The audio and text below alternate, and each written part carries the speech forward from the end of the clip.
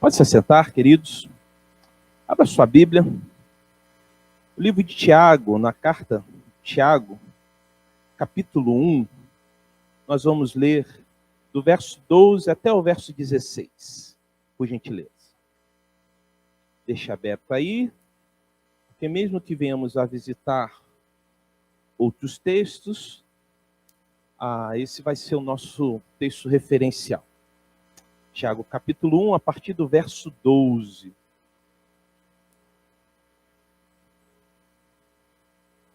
Até o verso 16.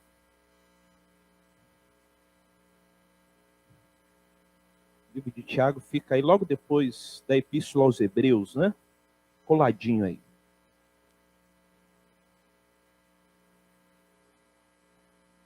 Diz assim: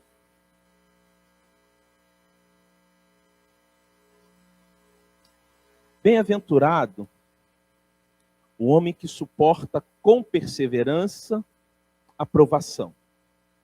Porque depois de ter sido aprovado, receberá a coroa da vida, a qual o Senhor prometeu aos que o amam. Ninguém, ao ser tentado, diga: sou tentado por Deus, porque Deus não pode ser tentado pelo mal, e Ele mesmo a ninguém tenta. Ao contrário, cada um é tentado pela sua própria cobiça, quando esta o atrai e seduz. Então, a cobiça, depois de haver concebido, dá à luz o pecado. E o pecado, uma vez consumado, gera a morte. Não vos enganeis, meus amados irmãos. Que Deus abençoe e aplique a sua palavra a cada coração nesse instante. Alguns domingos atrás, eu falei sobre uma fé mais valiosa do que o ouro. E então, olhamos de forma mais pormenorizada a epístola do apóstolo Pedro. 1 de Pedro, capítulo 1, verso 6 e verso 7, né? E ali, então, vimos que uma fé mais valiosa do que o ouro, ela precisa ser provada. E pelo menos a ideia ali que eu vi, eu acredito que os irmãos concordaram, foi sendo desenvolvida. Uma fé mais valiosa do que o ouro, ela vai sendo desenvolvida ali. E ao término da mensagem, foi no domingo à noite, né? Uma irmã aqui de nossa comunidade fez uma pergunta muito pertinente, porque eu falei sobre provação, e aí eu vou pedir às irmãs que estão aqui, estão no grupo do Entre Elas, sinalizar que eu falei hoje, ou que eu vou falar hoje, né? Pelo menos o tema, que a irmã não está aqui, eu não sei se ela está online. Mas essa irmã fez uma pergunta muito pertinente. Ela falou assim: pastor, qual é a diferença de provação e tentação? Deus tenta a gente ou Deus prova a gente? E aí, esse é o tipo de pergunta, né, pastor Rafael, que isso, de alguma forma, deixa a gente até feliz, porque mostrou que a irmã estava prestando atenção na mensagem, ovelha interessada em conhecimento, isso é muito bom, né? Além da pergunta ser muito boa, uma pergunta pertinente. E eu investi alguns minutos com aquela irmã, tentando sintetizar ali, trazendo algumas diferenças entre provação e tentação. E aquilo ficou em minha mente. E eu estava terminando uma série de algumas ideias de mensagens que eu já tinha planejado e entendi que era o momento, então, de falar sobre isso. De falar sobre provação e tentação. E inicio hoje falando sobre tentação. E o texto que acabamos de ler, eu acredito que ele vai contribuir bastante, porque o Tiago vai falar justamente de provação, no primeiro momento, e depois ele vai falar de tentação. A gente vê aí, olha, no verso 12, ele fala de provação. E no verso 13, ele fala de tentação. E aí a diferença? Há uma diferença, sim, entre provação e tentação. Apesar de, no grego, no original, provação e tentação terem origem na mesma palavra, irmão Dalmir. E às vezes, quando se traduz para o português, gera uma dificuldade para se interpretar, né? Ou para se traduzir. Porque no grego, provação e tentação vem de peirasmo, que é um substantivo. Então, algumas traduções, talvez a gente encontre tanto provação como tentação. E a raiz é a mesma, substantivo peirasmos. Também a gente encontra, quando a provação ou tentação está no verbo, ou é um verbo, né, provar ou tentar, é o peirazém. E aí, se tem a mesma origem, a mesma palavra, as duas palavras vêm da mesma raiz, qual é então a diferença? Bom, já para começar a situar, para não querer enrolar ou já tentar clarear alguma coisa aí, tentar fazer alguma distinção, a provação visa o nosso fortalecimento, visa o nosso crescimento. Tentação visa a nossa desgraça, visa a nossa queda. E aí, o tema da mensagem de hoje, ou do estudo de hoje, é tentação, o inocente convite para um trágico fim. A Thaís sempre me pergunta, pastor, qual é o tema? Porque ela faz o corte, né? Tentação, um inocente convite para um trágico fim. E pensando então sobre isso, sobre tentação, e o que Tiago, então, a partir do verso 13, nos apresenta, vejamos algumas lições aqui. A primeira lição, que eu acredito que os irmãos vão de concordar, está no verso 13, é que Deus não tenta a ninguém. Está lá no verso 13. Tiago vai dizer, ninguém, ao ser tentado, diga, sou tentado por Deus, porque Deus não pode ser tentado pelo mal. Então, nós não devemos culpar a Deus pela tentação, porque Deus ele é absolutamente santo e amoroso para querer ver o nosso mal. Ele é absolutamente santo e amoroso para querer ver a nossa desgraça. Pois, como eu disse, a tentação visa a nossa queda. A tentação visa nos derrubar. E é muito comum nós tentarmos atribuir os nossos erros, as nossas falhas, as nossas quedas ao outro, culpando o outro. Isso está desde dos nossos pais primais. Quer ver só? Vamos rapidamente, deixe marcado aí em Tiago, vê lá Gênesis capítulo 3. Veja se isso não lhe é familiar. Gênesis capítulo 3, verso 11, 12 e 13. Olha só. Depois dos nossos pais primais terem pecado, olha o que olha o diálogo deles com Deus. Gênesis capítulo 3, verso 11, 12 e 13. Diz assim.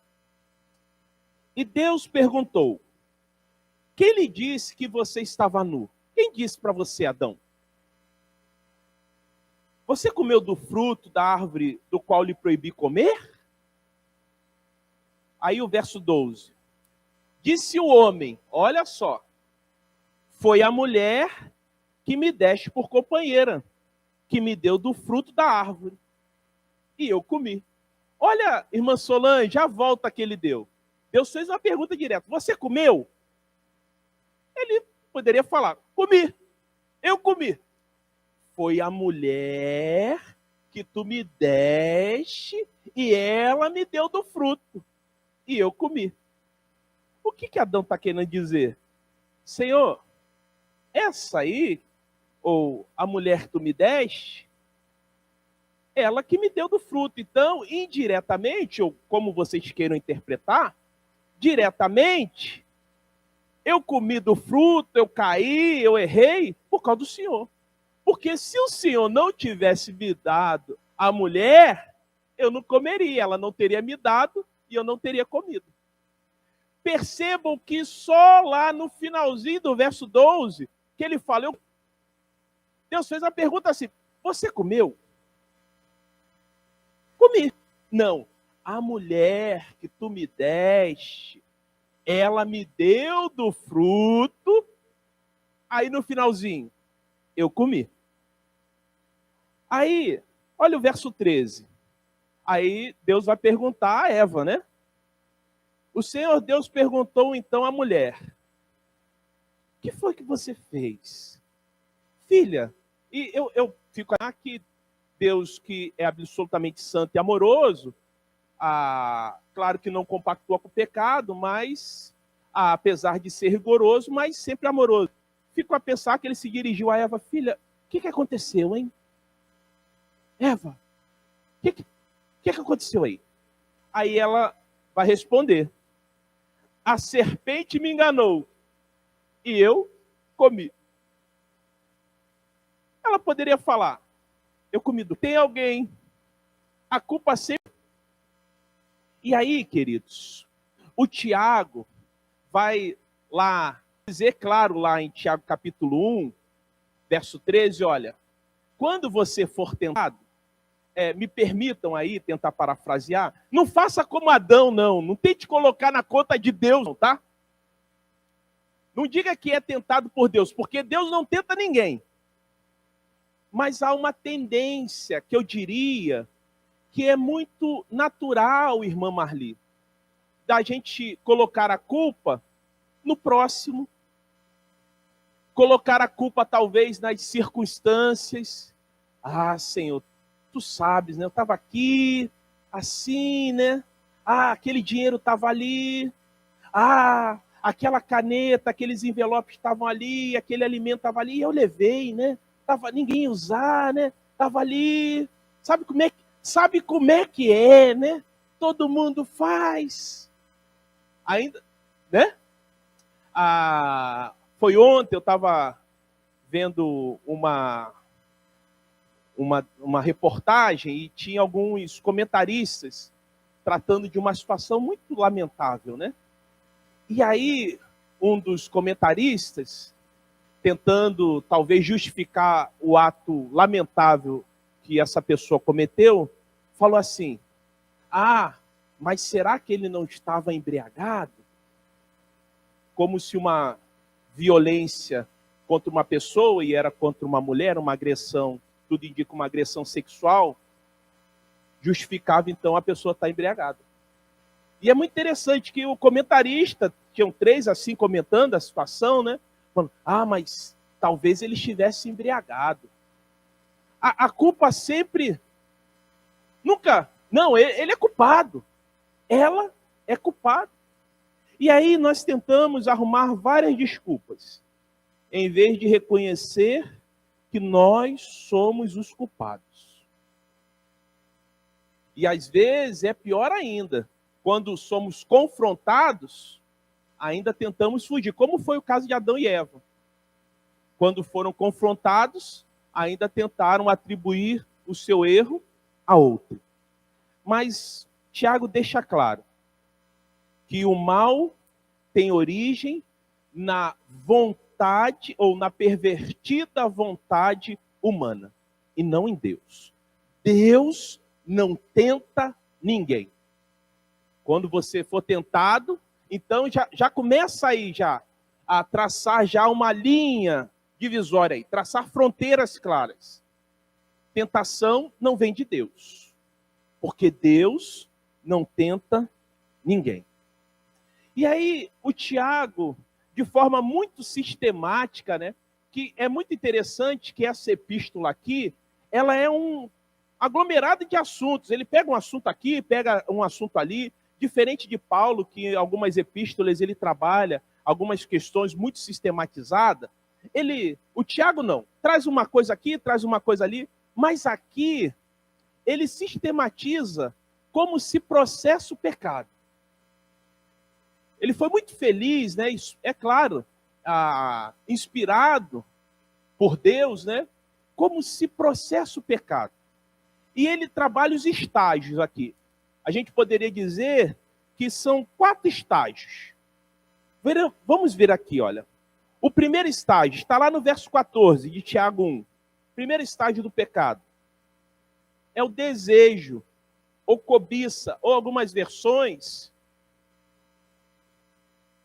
se a sua for João Ferreira de Almeida, tá concupiscência, né?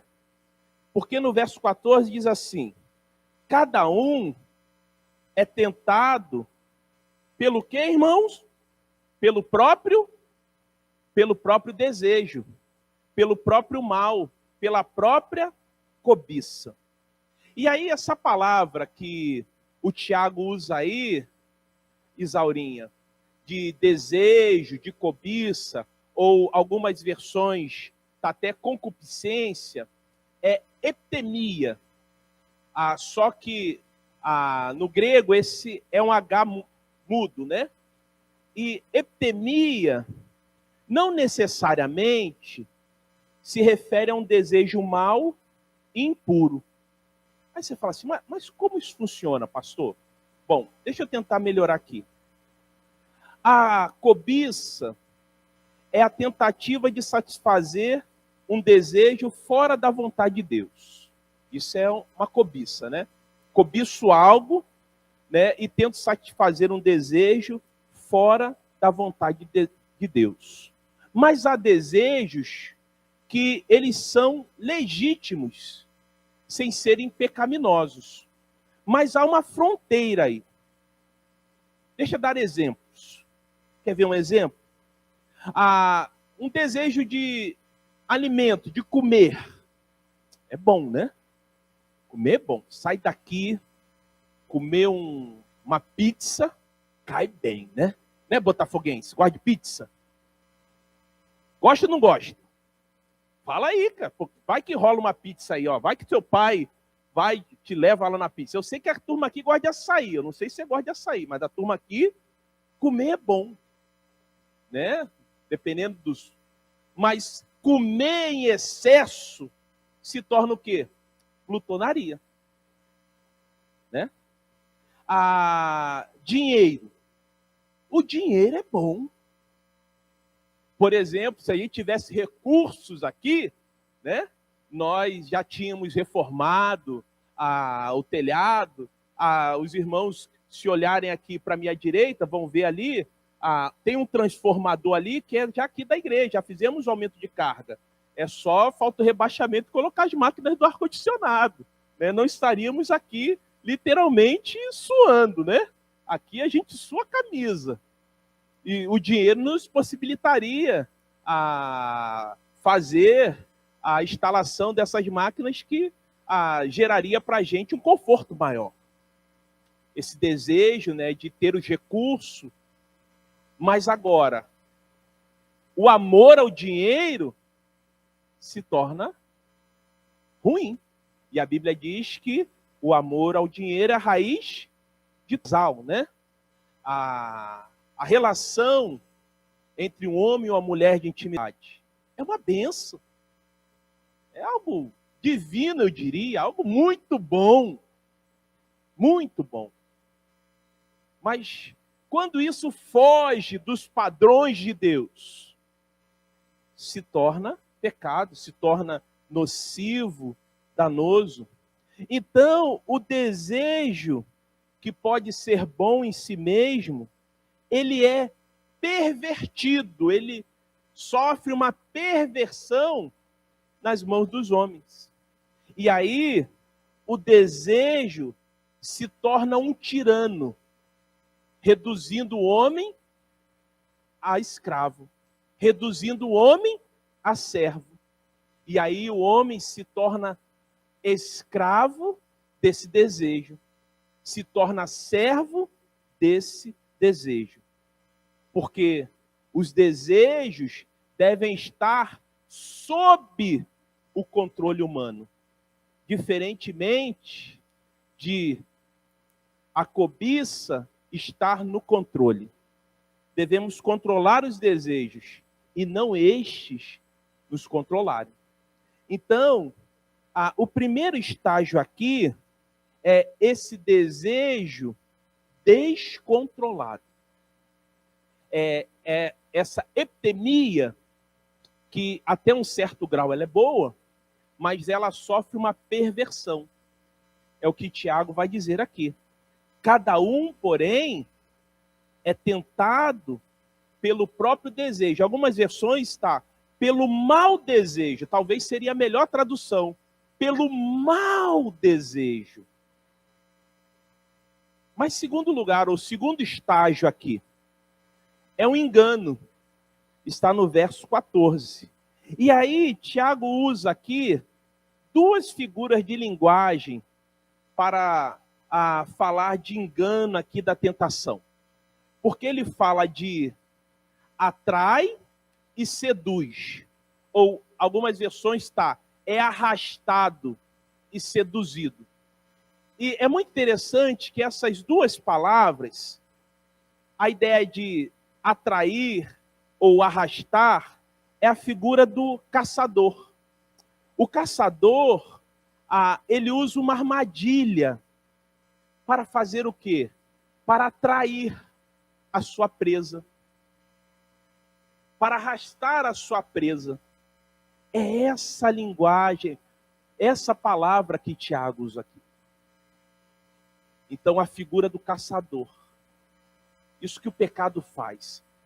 Então, isso vai brotando dentro da gente, esse mau desejo, e nós somos o quê? Arrastados, atraídos. Mas ainda há uma outra palavra aí, que Tiago usa, que é a figura, eu não sei se os irmãos, né, irmãs também, não sei aqui se tem alguém aqui que pesca aqui, né? Mas a ideia aqui de seduz é a ideia da figura do pescador. O pescador, de alguma forma, ele usa a isca para seduzir o peixe, né? E aí o peixe vai lá e pega lá o anzol, né, que tem aquela isca, e ele é seduzido pelaquela isca, e quando ele é seduzido, ele é pescado. Então essa é a ideia. Isso que vai brotando dentro da gente. Então há esse engano aqui. O termo grego aqui empregado também era usado para indicar as vestes atrativas de uma prostituta. E olha, irmãos, tem situações que vão brotando dentro da gente, e quando a gente vai ver, ou quando a gente, passado um tempo, a gente se dá conta, a gente já foi atraído, seduzido. E quando a gente está nesse processo de atração, a gente fica cego. Quando a gente é seduzido, a gente não consegue enxergar a situação como ela é. E aí me permita compartilhar uma experiência. Alguns irmãos já ouviram, mas sempre tem alguém que nunca ouviu. Uma experiência que eu vivi há muitos anos atrás. Cada ano ela já está ficando mais antiga, né? E isso acontece muito. E eu compartilho ela porque isso é usado pelos estelionatários. Porque os estelionatários, eles usam justamente, sem talvez saberem, isso que brota aqui no nosso coração. Quando eu era jovem, né, eu estava numa academia, estava no horário do almoço, eu estava ali no meu horário do almoço e eu fazia atividade física no horário do almoço. E aí, acabei de fazer a minha atividade, fui para o vestiário, estava lá tomando meu banho, que eu ia voltar para o trabalho, né? E eu nunca, não sou mesmo, isso não é falsa modéstia, não é soberba. Não sou uma pessoa gananciosa de querer ter muitos recursos e vaidosa de ter muitas coisas. Não sou mesmo. Mas isso já está fazendo mais de 20 anos. E estava terminando e chegou um rapaz, irmão Dalmir. Um rapaz falando o nome lá dos professores, e era hora do almoço, os professores foram almoçar, eu estava acabando de me trocar, perguntou para o professor X, perguntou para o professor, não está aqui, está aqui. E aí falou comigo. Poxa, rapaz, eu estou aqui, eu malho aqui também, eu trabalho no aeroporto, na alfândega, e a gente aprendeu alguns tênis. E naquela época, era tênis Lotte e tênis Mizuno, que não tinha aqui no Brasil. Tênis Lotte e Mizuno tinha que vir importado. Então, estou me entregando, né? Faz muito tempo. E a gente aprendeu, e eu vim oferecer para a rapaziada aqui da academia. E, ó, tá baratinha, X, pô, não te interessa, não? E eu não estava sem dinheiro, né? Não estava com dinheiro ali. Mas aquilo me atraiu. Eu fiquei atraído, seduzido. E era uma época que eu e minha família estávamos juntando recursos para fazer a nossa casa, a casa onde meus pais moram. E o banco ficava pertinho, a gente estava guardando dinheiro da poupança. Tinha um recurso lá razoável. E eu pensei assim, bom, eu vou comprar X pares de tênis, olha só. Isso tudo, irmã Marli, em minutos. Enquanto eu estava me arrumando. E vou ficar com os 3, vou vender um. Já até arrumei comprador. Vou vender um para isso, um para fulano, para os meus amigos. Vou adiantar os meus amigos. Né? E eram amigos mesmo, né? Vou vender, não vou vender para o preço legal para eles, não quero nem muito dinheiro. Né? Eu falei, cara, estou sem dinheiro aqui, mas espera um pouquinho que eu vou me arrumar, que a gente vai lá no banco pegar o dinheiro. Olha só. Vai no banco pegar o dinheiro. A academia ficava ali perto do Guanabara, da Viúva Dantas. E a minha agência é na Viúva Dantas ali. E aí, eu estou me arrumando e tal, a gente está conversando, mas aí, de algum momento, e aí eu vejo que foi uma ação de Deus. Deus foi muito misericordioso, irmã Solange, que eu despertei. E aí comecei a falar com esse rapaz. Falei, mas... não, é no Galeão e tal. E eu ia tirar um dinheiro razoável, que eu ia pegar assim, uns 8 pares de tênis. Eu falei, mas então você traz aí que eu compro. Ele, não, pô, mas tu não falou que ia ter o banco ali? Aí eu comecei a disfarçar. Não, tal. Pô, mas tu falou que o banco era ali, cara. Pô, vamos lá pegar o dinheiro. Aí eu falei, não, tal. Aí ele viu que eu era mais forte que ele, então comigo ele não ia tirar farinha, né? Tava fortão. Aí ele falou assim, então, arruma o dinheiro do táxi. Aí eu falei, não tem. Dinheiro do táxi não tem. Então me arruma o dinheiro do ônibus. Pô, do frescão? Não tem. Eu tirei a conclusão, Laura Cristina Pinheiro Guimarães, que era golpe, quando ele me pediu o vale transporte, aquele vale transporte de papel. Quando ele pediu o vale transporte de papel, eu falei, é golpe. Aí eu falei, não tem. Aí fui embora, fui no outro dia malhar, falei com a menina da recepção, falei, e aí, beleza e tal, tem... Ontem veio um rapaz aqui e tal, vendendo tênis, aí falei com o professor, pô, Maurício e tal. Ele falou, não vem ninguém não. Mas assim, estou compartilhando isso, porque o que acontece? A gente ganha golpe, e eu ia ganhar um golpe feio, porque eu fiquei o quê? Atraído, seduzido. E o que a Bíblia... A Bíblia é fantástica, irmãos. O que diz aqui? Arrastado e seduzido. E quem me seduziu, quem me atraiu? Foi o meu próprio coração. O meu mau desejo, a cobiça que invadiu o meu coração. Querer ganhar, fácil. Você que está cultuando conosco online, quero lhe dizer para você ficar muito atento com as propostas de facilidade. Porque é aí que as pessoas são enganadas, são ludibriadas. Por quê? São atraídas, são seduzidas. E eu acredito que, assim como essa minha experiência, eu acredito que muitos já vivenciaram. Infelizmente, muitos já caíram. Porque não tem coisa fácil. Mas o que eu quero enfatizar? Tudo surgiu daqui. E olha que eu me conheço razoavelmente bem. E eu não sou uma pessoa gananciosa e eu não gosto de coisa fácil. Eu não gosto de explorar as pessoas. Não faz parte da minha criação. Meus pais não me ensinaram assim.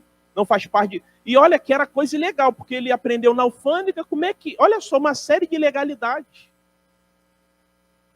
Eu ia infringir, ele ia trazer uma porção de coisa.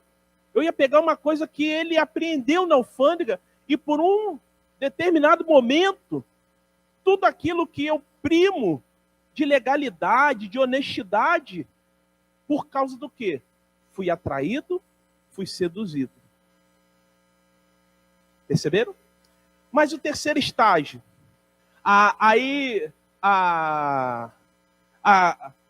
como o bebê é gerado aí, o bebê chamado pecado, como ele é concebido.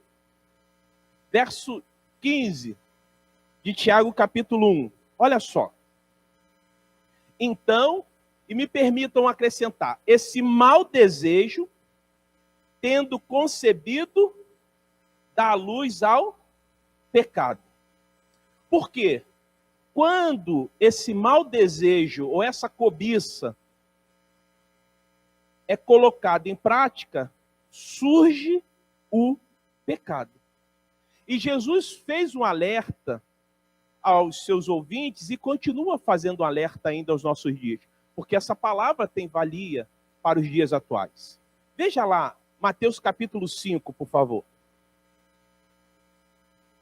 Verso 27 e 28.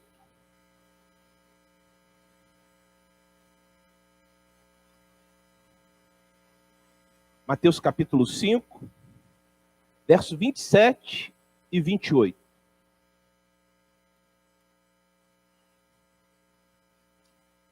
Diz assim: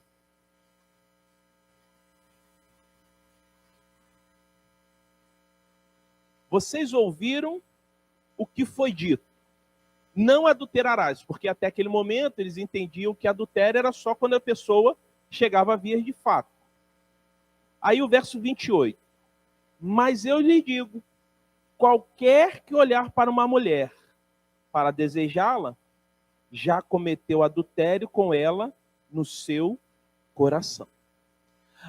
Lutero, certa feita, escreveu o seguinte: não podemos impedir que os pássaros voem sobre nossas cabeças, mas podemos impedir que eles façam ninhos sobre elas.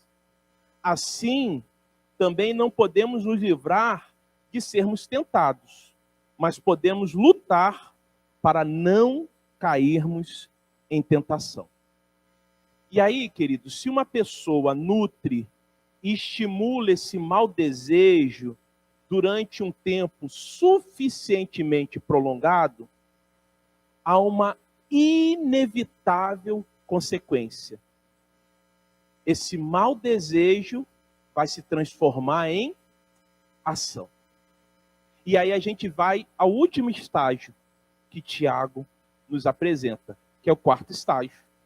E aí o verso 15, que é a morte. Então, diz lá, então esse desejo, ou mau desejo, tendo concebido ou gerado, dá luz ao pecado. Porque o pecado, uma vez concebido e consumado, ele gera morte. E a ideia de morte aqui é separação de Deus, é o que nos afasta de Deus, nos distancia de Deus.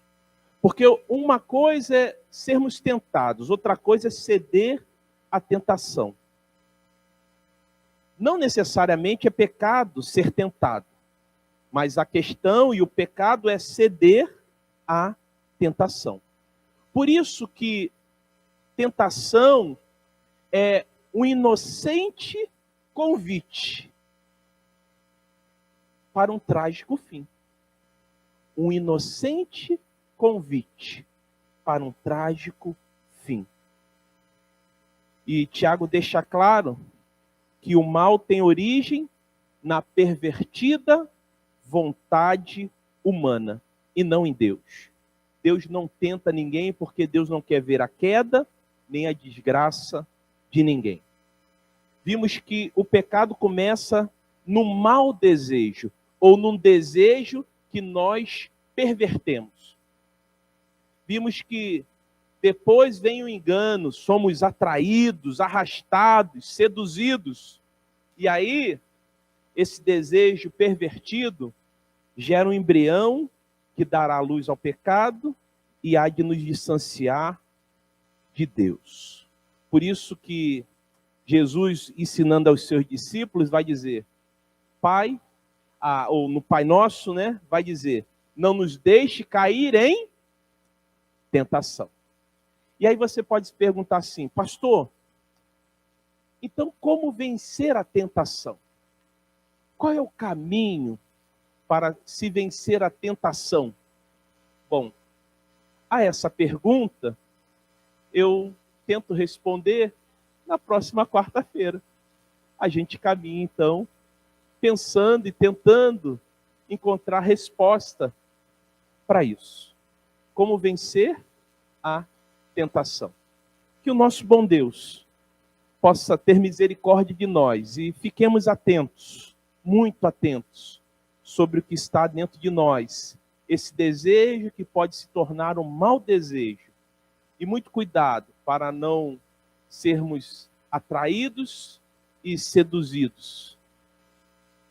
E o problema nem sempre está lá fora. Na maioria das vezes, está aqui dentro. Fique de pé, por gentileza. Vamos orar, terminando. Pai, graças te damos pela tua palavra, que é sempre viva e eficaz. E nos ajude. Não nos deixe cair em tentação, mas livra-nos do mal. Pois teu é o reino, o poder e a glória para todos sempre. Amém e amém.